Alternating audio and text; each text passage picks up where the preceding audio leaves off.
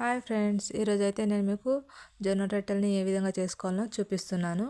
దీనికోసం ముందుగా జల్లించి పెట్టుకున్న జొన్న పిండిని నేనైతే ఇక్కడ 2 కప్స్ ఆఫ్ జొన్న పిండిని తీసుకున్నాను. ఏ కప్తో అయితే జొన్న పిండిని తీసుకున్నానో అదే కప్ తోటి 2 కప్స్ ఆఫ్ వాటర్ని తీసుకోవాలి. ఈ వాటర్ని మనం గ్యాస్ స్టవ్ ఆన్ చేసుకొని వేడి చేసుకోవాలండి. జొన్న రొట్టెలకు మెయిన్ కావాల్సింది వేడి వాటర్ అండి. ఇప్పుడు మనం ముందుగా సిద్ధంగా ఉంచుకున్న ఈ జొన్న పిండిలో అయితే ఈ వేడి వాటర్ని కలుపుకోవాలి. ఇక్కడ నేనైతే పిండిలో ఎటువంటి సాల్ట్ కానీ ఆయిల్ కానీ కలపలేదండి. ఈ పిండి వాటర్ బాగా కలిసేటట్టు కలుపుకోవాలి. ఒకవేళ మీకు ఇలా ఇబ్బందిగా ఉంటే కాటన్ క్లాత్ వేసైనా ఈ పిండిని కలుపుకోండి. మనకు జొన్న రొట్టెలకు కావాల్సింది మెయిన్ వేడి వాటర్ అండి. ఈ పిండిని చల్లగా కాకుండా మొత్తం సైడ్ కనుక్కొని పెట్టుకోవాలి. ఇప్పుడు కొంచెం నార్మల్ వాటర్ని కూడా తీసుకోండి.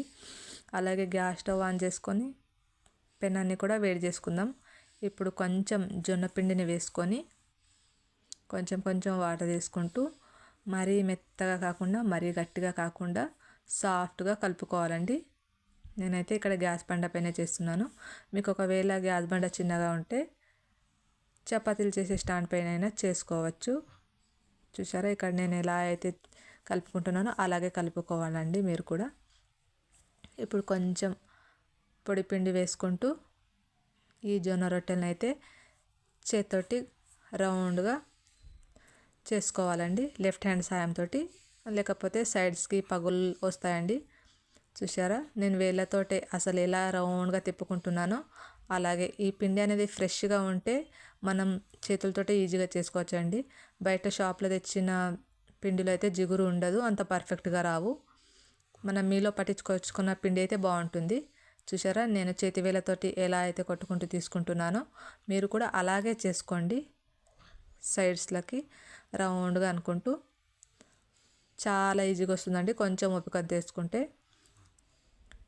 చూసారా, నేను ఇక్కడ 2 చేతులతోటి ఎంత బాగా చేసుకుంటున్నానో మీరు కూడా ఇలాగే ట్రై చేయండి.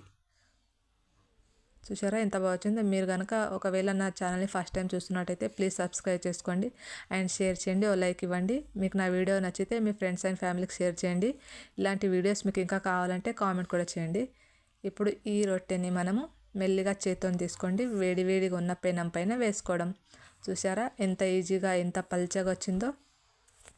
మనకెంతో ఆరోగ్యాన్ని ఇచ్చే ఈ జొన్న రొట్టెను మనం కొంచెం ఒప్పుకుంటే ఈజీగా చేసుకోవచ్చు. మనకు ఒకవేళ బరువు తగ్గాలనుకున్న